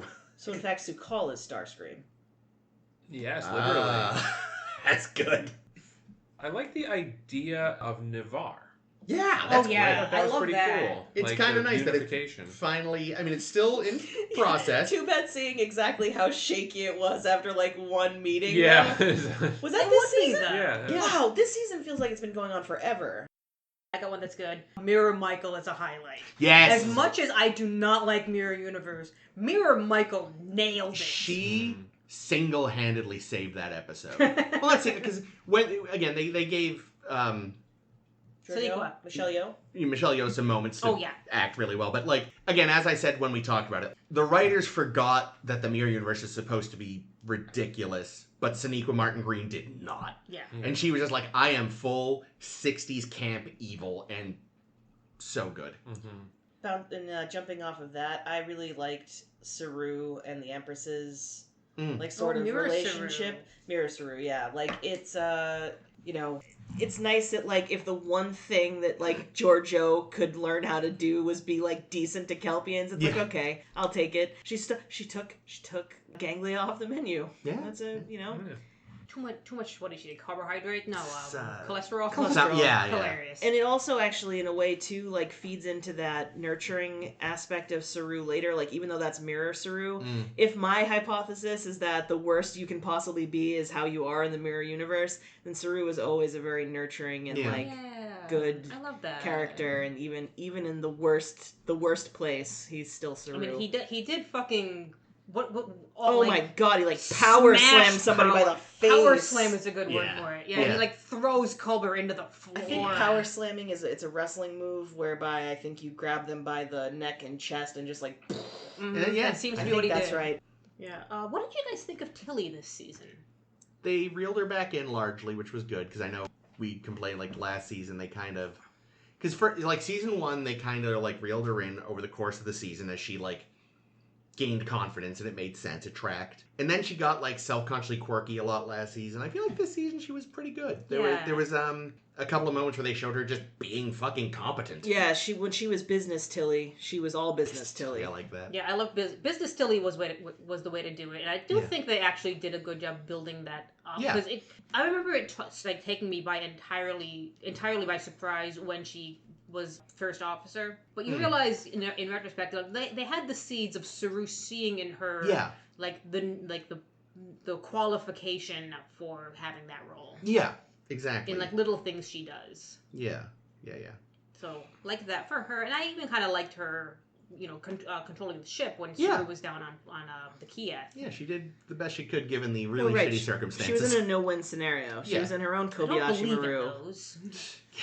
That's, I think, part of the reason, too, why I thought this had been the original title. Oh, because she quotes it? She says it so explicitly. Yeah, Michael quotes that. And I was like, oh, God, bit on the nose. But again, apparently that was not the original title. I don't know where I got that. See, well, next week, I think they name an episode of Prodigy Kobayashi. We'll see. We'll hear of it again. These motherfuckers just drink their own Kool-Aid all over the place. And use titles constantly. I think a highlight for me is, so last season we had universe-ending consequences with the sphere data and control, right? Yeah, it got convoluted as fuck. I kind of like that this one was a more simple story with kind of somewhat lower stakes, where it wasn't like, okay, whatever we're doing is going to end all life in the universe. It was just like, we want to solve this mystery and maybe fix the Federation. Yeah, the mystery of the burn, because, a lot of series are doing, like, the whole mystery box season so that it gives you an arc. And throughout, I was compelled by the mystery box arc of what was the burn. I had quibbles. We'll discuss the quibbles in a second. Jesus Christ. And they didn't stick the landing. But no, I think having the burn be your setup was a good idea. Yeah, and I think I mentioned at some point earlier in the season, like, it's interesting that, it's really fucked up civilization, but it hasn't ended it. It's not a world-ending thing. It's a status quo fucking thing. And it's also not like we're trying to prevent the world-ending thing. It's the world-ending thing happened, and now we're going to clean up. Yeah, and maybe, I'd say part of the reason, for looking into it is like, all right, let's see how this happened so that maybe it doesn't happen again. Because that's sort of, I guess, something that's underpinning daily life at that point. Must just be like, this might happen again because we don't actually know what caused it. Yeah. That is terrifying. Someone should be looking into this. Yeah. It's not as, like, it has to be solved ASAP as Michael makes it out to be, but it does mean that someone should be figuring this out. Well, if you have no idea what's causing it, you want to get it figured out sooner than later, because... I will say, like, they kind of, like... I get that you can't right away, because first you have to recover. But it has been over a century now. They should have already started a little. Somebody should have been looking into this. Like, that's definitely... Well, it sounds like they started to, and the Romulans were like, you can't have our data. And they were like, well, I guess we're never going to know. Like I said, it's because they went into survival mode, they kind of forgot how to do anything else. Like, oh, I've been there. Especially, like, after COVID. It's like, okay, people are seeing each other in person again. How do I do it? People are seeing each other in person again. I hate that. I don't want it. I want to go back into quarantine. Yeah. Well, I think, this season in the context of COVID is interesting. Yeah, one thing that I think is kind of fascinating about this season is, so I know they say 1.5 million times, more times than they need to, and they don't have to say it, is that the theme of the season is making connections. Yeah. But there's kind of like a connected, like, tangential theme, which is how do we deal with trauma? Yeah. Which they hammer home sometimes a little too often and a little too, like, nail on the heady. But addressing mental health and exploring that issue is something I don't think you see any other Star Treks doing. You see some shows doing. Doom Patrol does a good job exploring trauma in a way that is interesting to watch. And this one, like, it definitely has some interesting things to say about it. I don't know if they necessarily nail it, but I'm glad that they did it. Yeah, and I think they're trying. I'll give them that. They're trying their best. They're doing better than, like, unfortunately a lot of the mental health stuff in 90s Trek was 90s pop psychology. Mm-hmm. Whereas it feels like maybe with this one they actually talked to a psychiatrist, psychologist first. Troy asked you if you tried plexing. Thanks, Troy. And here's the thing, like, in the 60s, having a black woman on the bridge was incredible, even if she didn't have anything to do. So maybe 60 years from now, people will be like, thank God somebody got it started so that we could, like, really deal with mental health in a way that's useful. And that's the thing, is in the 90s, having the counselor on the bridge was, because again, it was still not super, it was still even in the 90s, it was like, you only went to a psychologist, I respect that up. You only go to a shrink if you're fucking weird. It was still kind of stigmatized. So, yes, in retrospect, it was terrible 90s pop psych, but having a prominent character in mental health that the crew went to regularly was important. It's just, again, like now in the, face of 30 years later, you're like, oh, you didn't do enough research. And again, this now we're even saying is like a little muddy, and in 10 years it'll look a little like. But again, it's progress. They're trying. They're working on it, and I appreciate that they're trying harder than they had in the past. Well, and it also reflects just the change in attitude too, though. Right. Because I feel like I mean, maybe I've said this before. Well, I've told you this before, but maybe not on this podcast. Like when I was in high school, I'm 39, and when I was in high school, I had a friend who was in therapy. Pretty much, actually, no, I knew her since I was literally in first grade, and she was in therapy for most of the time I knew her. And I didn't find out until like 5 years ago or something. Like we were, and like I'm the most open person about, like, if you know me personally, you probably know too much about me personally because I have no filter. But the fact that I didn't know that a close friend of mine like was in therapy, none of us knew. And now we're also open about like so much, you know. It just there's definitely been a big shift. You hear like the ads for like better health, or like, you know, just ways that you can like find therapists online, like in podcasts all over the place now, because people are acknowledging it. Got to be careful with those though, because not BetterHelp doesn't vet as well as they should. Well, they also don't take insurance, do they? Yeah, there's some, like, again, it's good it's out there, but do be careful. do your individual research on these people before you sign up with them.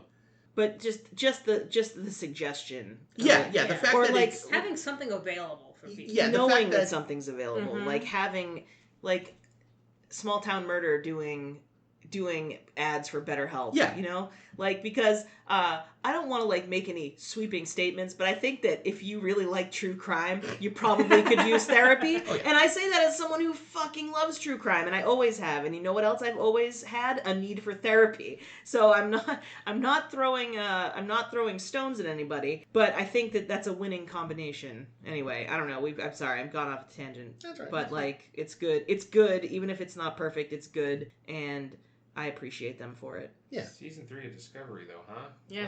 What a ride. I have one more highlight, and this is going to lead into a story. Oh. I love stories. Like, I think another highlight that we have this season, something that we haven't really seen and explored in Star Trek yet, and it's about fucking time, is trans and non-binary representation. Yeah. Yes. Even though Adira and Gray don't do a ton, and we kind of spent a lot of our season watching, saying like, have they done anything with these characters? Question marks. Yeah. Having them be there just at all is vital. Yeah. And here's the story that I wanted to tell, because this has come up a couple of times where out of nowhere we just bring up Prophet and Lace. And I keep thinking, oh, I have a story I want to tell. Here's where I'm going to tell this story. I was, scrolling through Star Trek shitposting, and someone was talking about Prophet and Lace and how fucking terrible it is, because it's a bad episode. And we've talked about it a bunch before. And then someone mentions in the comments saying like, well, I'm a trans person and I love Prophet and Lace because it was the only representation that I had. Oof. And I thought, oh, ouch, that hurts. That you're looking at this episode that isn't. It's not really about a trans character. Not at all. That's the problem. Like, it's like Quark is not accepting this as what's going on. The other examples at that point that we had of trans people in like mainstream media were Buffalo Bill in Silence of the Lambs and Lois Einhorn in Ace Ventura. Jesus. Neither of which were trans. Like, they don't really get into it as much in the film. But in the book of Silence of the Lambs, they do specifically say that he is not, in fact, a trans individual. He's something else. I don't remember what they say it is, and it doesn't really matter, because what people see is a trans person tucking his dick in and, like, killing women to make a woman's suit. And, again, in Ace Ventura, Lois Einhorn or Ray Finkel, is mentally ill. He's not trans. He's using it as a disguise. But unfortunately, that feeds into the, like, trans women are just trying to fool us into fucking men or whatever. Literally, in Prophet and Lace, Quark does this surgery on himself to manipulate people. Yeah. And that is so the opposite of what you want to see trans representation in media. Yeah, that's right. The thing. Like, I don't want to discount somebody's lived experience. I know, and that's the hard thing with seeing like this is someone's it's not discount, but it's you feel bad for them that there should be something better for you to see on television, movies, wherever. It makes me think of like, be interesting to see what like older gay men thought with I believe it was Soap, where Billy Crystal played like the first openly gay character in a TV show. So first of all, being played by a straight guy, right? And leaning into like just every stereotype. Meaning, like, the voice, the clothes, the fucking Just everybody, like, flamboyance. everything that you've heard. Yeah, and it's like, I Right. kind of wonder, though, if it was like, on the one hand, Christ, on the other hand, hey, he's, like, openly and proudly gay. Like, Was this before, fuck me, what's the John Ritter show? yes. Before that? Maybe? Rules to Date My Daughter? No. Three's Company? Three's Company. Right, but that he had to pretend to be Because gay. he was pretending to be Yeah. dead. But yeah, so it might have been contemporary. I'm not it was 70s or 80s, so around the same time. But I kind of wonder if it was a similar thing where it was like, well, it could be better, but it's something. I had one more thing on the trans representation and Star Trek thing. I feel like I don't think Prophet and Lace is a great example, but I would say I think the closest thing we had to trans representation prior to this is probably the Outcast, Oh, that's a good point. which was, not quite there, but in like the end of the ending was Which one was upsetting. that? The androgynous? That was the androgynous Soren, society, but there was a This person person that felt like a woman. identified as a woman. Yeah, like I told you, like my non-binary friend was talking to me about this episode, and they thought like they hate the Outcast because Yeah. the resolution. The resolution is is so shit. Yeah. Oh, right. yeah, But I well. mean, I guess the idea is not. It's not everyone gets a happy ending, and at least. I mean, it's kind of like it's the resolution of the Outcast reminds me a lot of the Cogenitor, right? Where it's like, although in the Cogenitor it was actively Archer, like Yeah, that's the thing. Like, at least with the Outcast, like, it was clear you were supposed to be upset. yeah, it Yeah. was not a good outcome. Whereas with Cogenitor, they're trying to act like, oh, it's a gray area. It's like, not a fucking gray area, John. But like, as much as the outcome of the Outcast sucked, the fact that Star Trek was showing this person as a person, yeah. and like who deserved rights. who deserved rights, and like Riker having a relationship with her, and like just not treating it as like, oh, this is something gross or icky Yeah. or weird. It's Yeah, just like, like no, this is a person, and we should respect it. Yeah, and I feel like there were definitely other issues with the episode when we saw it at the time. I don't remember the details, it's been a while, but overall, yeah, again, for the time it was trying, it meant well, and it did its best. And this Was it and like that- pre-internet? Is that why there weren't people like shrieking about how woke and gross it was? Like, I mean, internet was still a baby. yeah, people were definitely on Usenet posting shit about stuff. Yeah, they've always been horrible. Stay out of those are the old comments. people. Who They, cares? they would just ultimately write kidding. letters to Paramount back then still, instead of screaming on a YouTube comment. Oh, cool. Cool. Speaking yeah. of YouTube comments, lowlights. Low lights. The lowest of lights. I'm just gonna say, just to continue on with in theme. I feel like the underutilization of Adira. And the infantilization of Yeah, Azura. just I like- did not care for that at all. I feel like just the general like yay for having this character, but also why are we not using them at all most of the time, and when we do, it's to have Stamets be Fatherly. Stametsy towards them. Stametsy. Patronizing. Yeah, Patronizing, which turns into fatherly, which is like, Yeah. okay, that was your journey this season. Yeah, he's working on him. He's getting better. Maybe Just somebody's and, the crotchety silly, dad. goofy music, like Yeah, they- Adira's luckily- theme. They did drop that pretty quick, luckily. I tangentially related again. They did it last season. They did it this season. These like last minute trying to make you care about somebody that's been there forever. Which time are you thinking of? Owo holding her breath? No, not even that. Oh no. I I do actually would have imagine- missed Owo. That's the thing. I feel feel like I know Owo. I'm sure at the time I was like, oh fuck, they might kill her, because Yeah. she. It would be a shame to lose her. Yeah, it would have been a bummer. I hardly knew ye.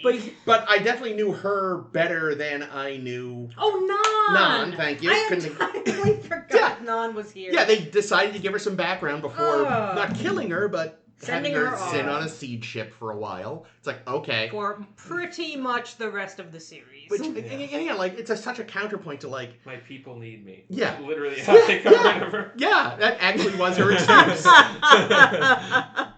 Is that what I called the episode? I might have. No, that was the Oh. one where Book had to go to his planet. Oh. His people needed him. Yes, I should have done it with that one.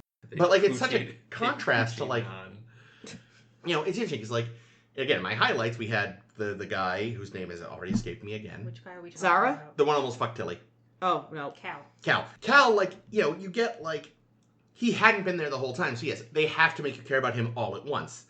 This is a character who's been floating around for a season, and Oh, but she's here forever. Arium. Yeah, She feels who so we- bad about what she did to Arium. Yeah, it's like a continuation, like from the same character they did it with last season. Like, guys, I'm not saying you couldn't have had that story, but don't suddenly make me act like I'm supposed to care about Nan. Are we ever gonna get another security chief? I don't think so. Well, that ends the bad string of security chiefs we've had on this ship. I feel like it just kind of falls to Reese? Bryce? I never remember which one's which. We tie the two of them together. They're just going to decide that they were always like co-security chiefs. Because they're like, oh, we never actually gave them a job. It's like when, Tasha and Worf were both there and both kind of in charge of security. Right. I bet Worf had her killed. Oh my god. Working with Armus. That bastard. Oh, new tinfoil hat. And if that hadn't worked, he was going to try a blue barrel. He just wanted to be... Little did he know. He just wanted to be together with O'Brien, as you can see in this little tableau I love when you make them Jake is fuck playing all with, weird. With toys at the playing- table. No, I again. didn't see you playing with your dolls again, sir! I didn't see you play with your doll, Stephen Miller. Oh my. Oh, gross. Stephen Miller has dolls? It sounds know? like it's not true, but it sounds like people who hated him started a rumor that he plays with dolls in his office. I don't know, I believe it. No real people want to fucking be anywhere near him. He's such a repulsive, repugnant scumbag. Yeah. I got a lot of lowlights to get Yeah, let's... No, but Stephen Miller is a low light of everything that he touches. Little Yeah. Goebbels. Oh, I got another character I don't like. Yeah. Oh, yeah? Linus is still just a fucking running gag. Oh, Linus. They picked a new running Why gag. didn't they kill him? Seriously. Because nobody would care. There's no backstory you can give me about how Linus was the only one in his litter that survived the drowning bag or whatever the fuck. The drowning bag. Wow. I don't know. I'm just saying. I don't know. Oh god, I killed Chris. I'm so sorry. Are you alright? Chris tries not to laugh because I know it will be And it too winds loud, up looking terrifying. But he ends up when nearly he does it. suffocating himself. Yeah, please laugh. instead. Just let it out. It doesn't matter. Oh, it's hard to... Just don't do it into the mic. I just imagine... Go outside and laugh. Oh my god, it's like fucking Futurama. When Kip has his babies, and it's like, normally what they do is they just... The ones that make it to the pond before the predatory animals eat them, but then Amy fucks up their whole ecosystem by batting away the predators. Okay, what does that have to do with what we're talking Oh, about? Linus in the drowning bag. Oh, I thought you were talking about the way Like, you laugh. That's like what his species does. They tie the litter into a bag, and the ones that break out get to become the new generation of Linus people. Wow. Anyway, Anyway. point being, I wouldn't give a shit about Linus even if you gave him a really, really, really sad backstory about like how horrible his life was. I don't care if he only remembers his girlfriend because he like has the fucking memories stored on a computer. There's nothing to redeem Linus. Yeah, fuck Linus. I still hold to my headcanon the only reason he went to the future was to escape gambling debts. If they'd done it once, or as we said last week, if the payoff had been him beaming into the captain's chair and exploding Osira. One question. When you say gambling debts, do you mean taking the gamble of opening his mouth around literally anyone living? Are those the debts that he's escaping? Yes. The fact that everyone he's ever met wants to fucking kill him? I think that the Emerald Chain and really just Osira in general was a big old snooze fest and an underwhelming villain for the season. It was underdeveloped. She was it a was real a good wet fart. Yeah, it was a good idea that they didn't develop enough. Yeah, well, I think it doesn't help at all that we don't quite have the world building to know the stretch of her empire, of the Osiran chain. And then when they have an opportunity, when they have an opportunity to show it, like what do we get? We see they evidently have one ship. They have a transworm that they can feed nephews to. And like that was a highlight. And if you had a nephew like that, wouldn't you? If they're this fucking powerful, where's the rest of their fleet? True. They're low on dilithium too. Where's no, but they're the ones that have most of the dilithium. No, but Rin knows, and here's another stupid fucking thing. That was one of mine, yeah. Is that if Rin is the only one in the universe that knows the Orion Emerald Chain is running out of dilithium, but we also know Rin told everyone on the Discovery, why does Osira care to get Rin?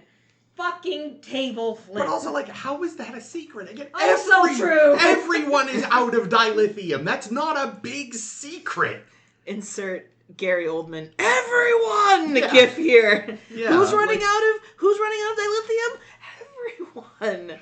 You know what? The only people that aren't running out of anything is the Romulans and their tiny black holes, which now they're like, oh, our tech was too dumb and dangerous and stupid. Well, who's laughing now as they get sucked into a tiny black hole? Oh, insert Jim Carrey. Too many questions from Batman Forever gif.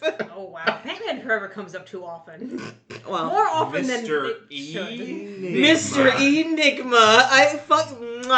Whoever Mr. wrote that is a goddamn genius. But that thing with, like, you know, Osira is not interesting. The Emerald Chain, not developed. And that kind of leads to one of my biggest complaints of this season is the minimal world building. Yeah. Like, we don't understand much of what the Federation is actually up to.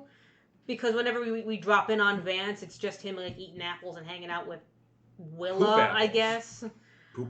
So the scope of why the burn is such a big problem never strikes.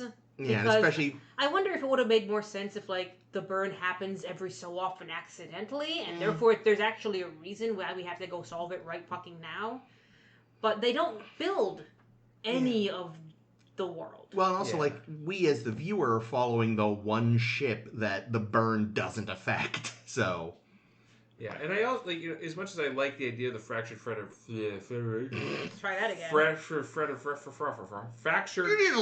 As much as I like the fractured Federation as a concept, I do feel like it wasn't developed. Was it to their detriment then? And, like, what could have been a positive was to their detriment because we can't check in on the rest of the Federation? Maybe? I don't know. It became actually nice to go check in on Trill and see, oh, you guys are just dicks. When you've always been dicks. So you're exactly the same. A new type of dicks. It's like, okay, and I kind of wanted more of that. You are exactly as you were last we saw you. Great. Relatedly, the cause of the burn was a whimper. Oh, yeah. And there's no reason No, why it we was needed... a shout. Fine. Good. Chris gets one in. Whew. And there's no reason why we needed to rush to solve it. And it felt like it was it was trying to bolster this theme of the season, which is making connections good. Yeah. However, and I'm going to share this on the Facebook because it's one of my favorite videos. I just watched it recently, and that is Henry Bosley, who hosts The Closer Look on the YouTubes. Mm-hmm. He does, like, literary analysis of things and video essays and stuff. He has a great video on theme and how just having a theme doesn't make your content good. It's more interesting if you have a question. Because if we have an episode where it's like, oh, every single element we have is going to be about making connections or trauma or isolation, that just ends up with a pile of things that are vaguely relevant to this theme, but is it saying anything? It becomes diffuse. And what Henry Bosley says is, ask a question, and therefore you'll stay focused. And that's what this season really, really doesn't do, is stay focused. Because we have this theme of trauma, and we have the old Titmer has trauma, and Su'Kal has trauma, and the whole Federation has trauma, and the Trill have trauma. It's like, this is too broad, please narrow. I think the problem is they never made the obvious connection, or they didn't satisfyingly tie together the fact that kind of part of the response seems to be you can't get over trauma alone. Because that's kind of what you needed, was like they all had to kind of come together. They had to come together to help Su'Kal. They need to come together to figure out the burn so they can get over the trauma of the burn. But again, that's there, but it's not, I would say, satisfyingly tied together. For a season about connections, they don't make the connections and tie them together. Ironically. Yeah. So, it has the pieces. I don't think it put them together. Here's another example that got fucking lost. Remind me what the song was. Oh, it was the traditional Kelpian lullaby or whatever? No. The one that they found, the Rubin Nebula. It was the distress signal. It was a distress signal. But it got distorted by... What did it sound like? I don't remember. And that's my point. Oh. None of us can remember what the fucking music was that was supposed to be so recognizable that Michael can hear it once from, like, was it the Barzan ship? She heard it, and she heard Adira play it once. Yeah. And then they hear it in this nebula, and it's like, oh my god, the music that's so recognizable that somehow it has gotten into Barzan lullabies and Adira's cello playing. Yeah. But there's no reason for that it feels like it just got dropped. Yeah, and it's like, yeah, I totally forgot that was even a plot point. Yeah, me too, right? not gonna lie. Yeah, I was thinking about that earlier today, so. I wonder, I wonder if it has anything to do with the idea of, like, there being a frequency that the world, like, vibrates at. Like, that ohm thing is supposedly... It's like, there's a play that I read and that friends of mine wanted to produce, and I don't know if it would work, in which, at the end, one of the characters is supposed to be able to point at someone in the audience and say, we're going to say the secret word together, even though I haven't told you the secret word. And they're supposed to be able to say the secret word together, just magically. That is a ballsy move. And the way that other companies have done this play, spoilers for this play if you figured out what one I'm talking about, is underneath that one audience member's seat, they have the audio track on loop of the word playing very, very quietly. Oh, so it's supposed to be like... Subliminal? Yeah, so it's supposed to feel like subliminal, so that when this comes to the end of the play, and I think the character is supposed to be like a psychic or something. When the psychic asks the audience member to say the word with her, that they can just do it. And they say, oh, it always works. I'm like, how? No. What happens when it doesn't? You've ruined the play. Yeah, that's stupid. Or what happens when the audience I think you just need to fucking... plant somebody. Yeah, it's just time to plant someone. Sorry. Plus, I feel like, say you fuck it up, it's just a little too loud. Yeah, and someone else picks up on it. Or they're just gonna be like, what? During the whole play, that person's just gonna be like, what the fuck? Does anyone else? Am I fucking nuts? I imagine somebody wearing like a hearing aid or something would be picking it up, like... Or just someone with exceptional hearing. And they might eventually be like, what? And they stand up and they look under their seat like, what the fuck is this? And I'd be livid. And everyone's been saying I'm crazy, but I heard it. And then they say the word at the end, and they're like, oh my god! It's strange. But yeah, the music in the episodes where it was supposed to be important and then just kind of fizzled out. I forgot all about that. that. We never hear the song. Well, because it wasn't that SOS, right? Yeah. So, which is why we never hear it again. Because we find out what it is. But it should... And I've said this before, when I say Battlestar Galactica did it better, it's a massive, massive spoiler, but I'm going to talk around it as much as I can. So the sound in Battlestar Galactica is recognizable. It's like, do-do-do-do-do-do-do-do. And it's meaningful. Like, you hear it a lot, it becomes meaningful, and then there's a whole, like, soundtrack moment where they build in that song. And also it does help because it's a recognizable song because it turns into, like, an actual pop song. Oh. Not pop song, but like a mainstream song that people will have heard of, and you'll get it. And they play the reveal with the song in a way that builds perfectly and is important. And this one, the song, they just said, like, oh, we solved the song! And my response to that is, for a show that thinks of itself as so fucking cinematic, they don't really bother with the soundtrack. Yeah. And I think the song thing let them down. Yeah. Could have just been anything else.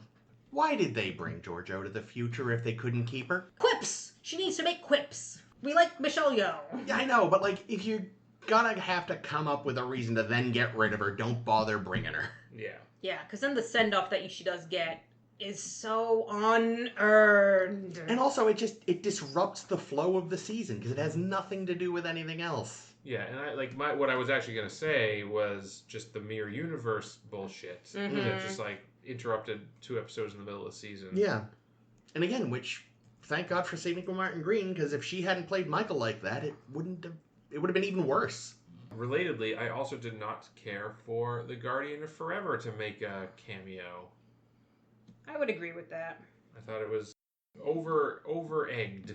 I don't mind it showing up, but as I mentioned in that episode, I don't like when we take this old thing that was great that one time and then we have to change what it is and make it have other shit going on. If it had just been the Guardian of Forever, I like an archway. Oh yeah, I would have been okay with it, but he's like giving her a new life and sending her back in time, and it's like that scene. I weighed you and you won. You were only gone for 2 minutes. It's like in Frozen when Olaf is alive and she's like, "You're alive," and he's like, "I guess." It's like, how? Where did this come from? Like, why? We need to sell toys. That's why. But yeah, and you know, the reveal of the Guardian and using the sound clip of "I am the Guardian of." Yeah, it's so not necessary. Yeah, it's for wank. It's fan wank. It's not good. Do you think the Iconians invented the Guardian? That's a possibility. They do like a gateway. They sure do. But their gateways go through space. They could make both. Space. Maybe it was the first one, and they're like, "Hey, this is great," and then their society collapsed. Fuck. Well, here's another character that kind of belongs on both lists. Okay. Because I like Gabrielle Burnham as a character. I like the scenes she had as her Coat self with Michael. It was all too fucking convenient that she shows up to be the Arbiter. Now, Arbiter? What word am I looking for? No, I think that's right. Arbiter sounds right? That's all They right. gave her some Michael's advocate. Yeah. Advocate, there we go. Advocate. There was a better word, I don't remember what it was. They used it in the episode, I think, but I can't remember it. A Vulcan word. Yeah. But it makes the universe seem very small, which is something you see mostly in Star Wars quite a lot. Yeah. Just, it's so unlikely. It's so unfucking likely for Gabrielle to just turn up. Yeah. Especially in this role, that it's just it feels like a writing crutch to me. A little bit. Even though I like her. Yeah, no, she's great. But yeah, it's like, she's here because we want her to be. All right. She's here because it serves the Michael story, which is another one of my elements that's on my kind of lowlights list, is so many episodes in which Michael is the only one for the job, even though Culber should have done it. Fucking let Culber work, please. Son of a bitch. Listen, if he wanted stuff to do, he should have been the star of the show. You know? I'm just saying. Sorry, but... Look, Wilson Cruz went through the trouble of getting jacked for season 2. He put in the work. Did he do it for season 2, or did he do it so he'd look better naked? I mean... It can be two things. Yeah, why not both? Well, I mean, it can, but, like... I'm just saying, the man, whether for himself or not, got ripped, and the show did not take advantage It was of for that. all of us, really. Yeah. He does look good. And his Instagram. That's where I first saw it.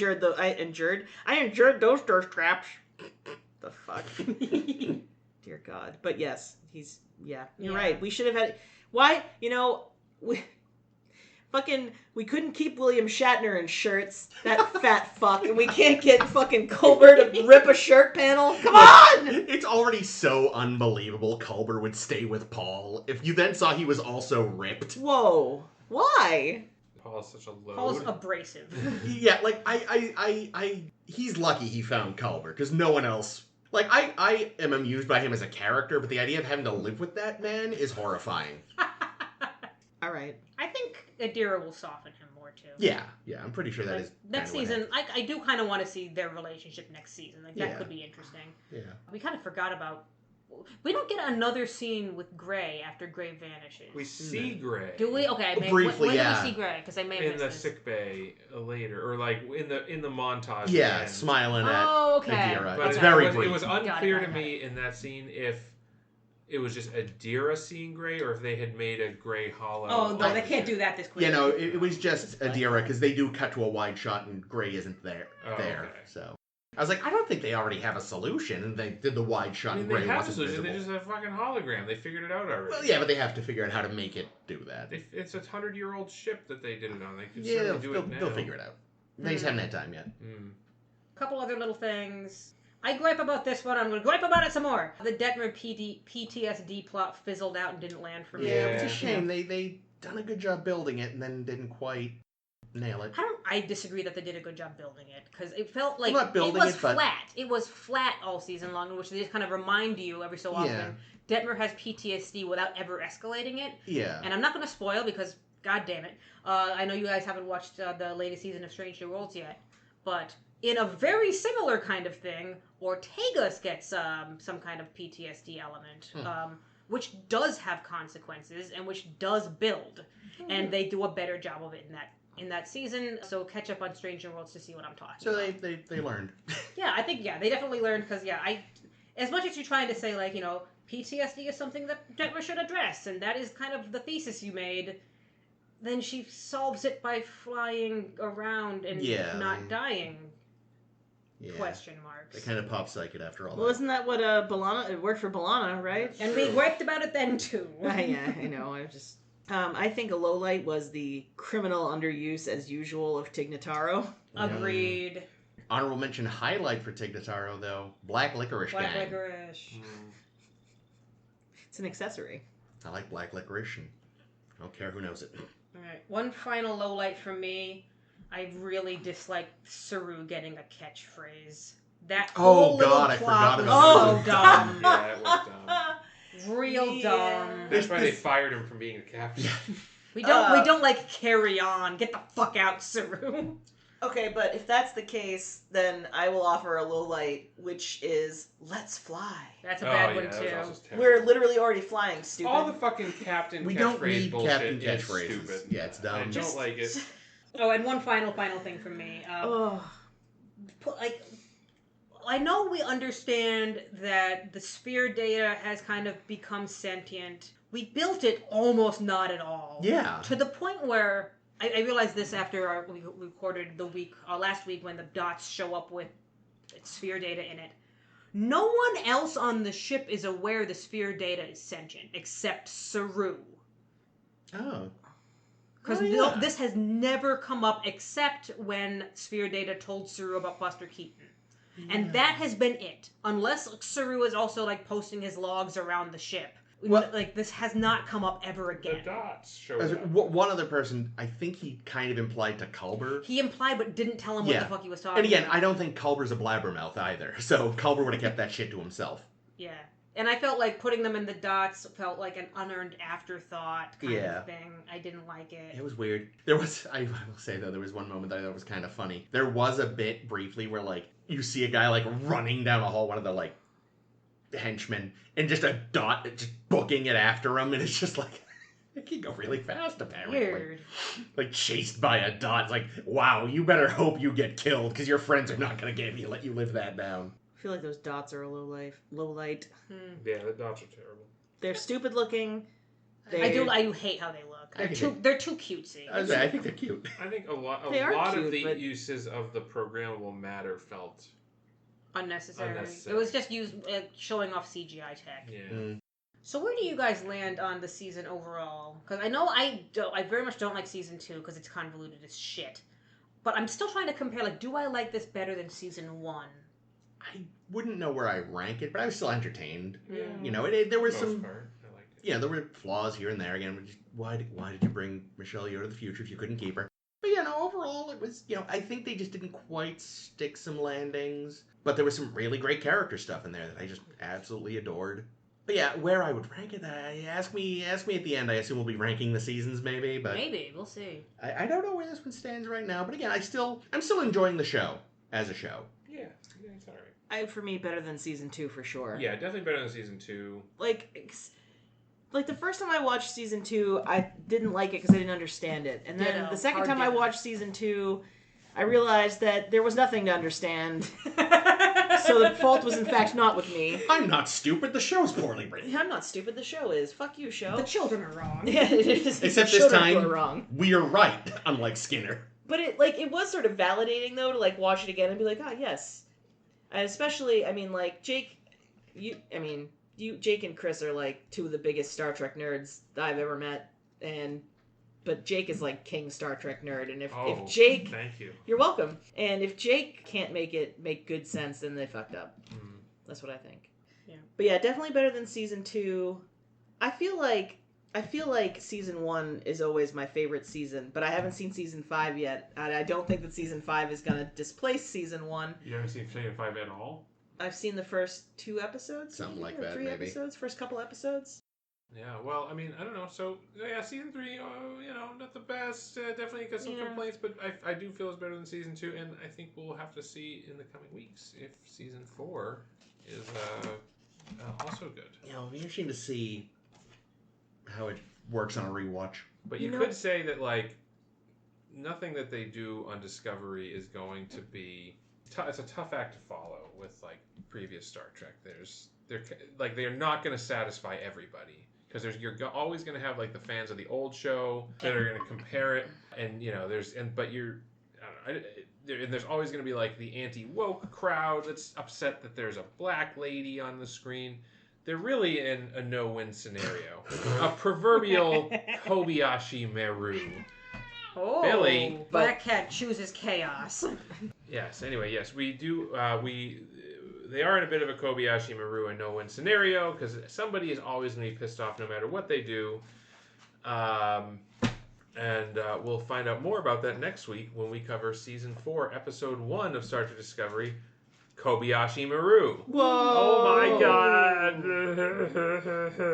Which I already spoiled at the beginning of the episode with my bad joke. That's the it title? is interesting. I think one of the things that surprised me, or not surprised me, but maybe surprised me at the time, I can't remember, but it is interesting that they are just staying in the future now. Like, it's just, like, they didn't go back. Except for Giorgio. Who went somewhere. So that's cool. Who went to the spinoff that will never happen. I do like that they're pushing the frontier of Star Trek into the future. Frontier medicine. Well, because you know why? Because no one can bitch about canon if you're in the future. Like, you can Oh, talk they will. about... Oh, of course they will. But, like... That's not what the Guardian looked like! Well, but I guess I just mean that... It's a nice hat. He looked fine. I just didn't want him to be people. It's just not right. Funny if that hat was on top of the arch at the end. Oh, Yes. God.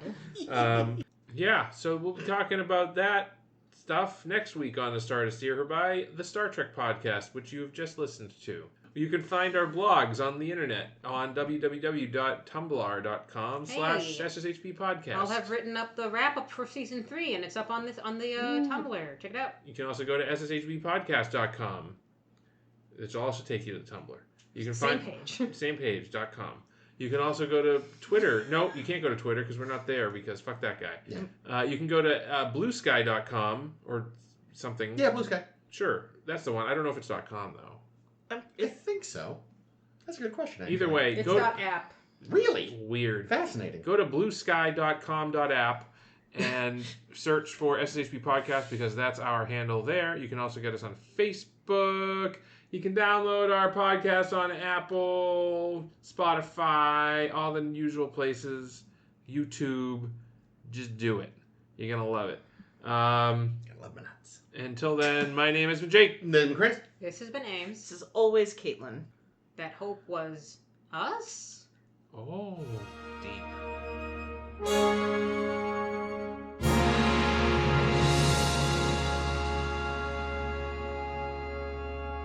It's a nice hat. He looked fine. I just didn't want him to be people. It's just not right. Funny if that hat was on top of the arch at the end. Oh, Yes. God. But anyway, we'll be A talking... guardian of forever? Perry the guardian of forever? Sorry, that was... I don't get it either, Jake. Sorry, that was really just for Chris, and I'm sorry. Then Chris can cut it. The internet will get it. No, they won't. Yo, they will. They will. I guarantee they will. It's a meme. It's a meme. A Mimi.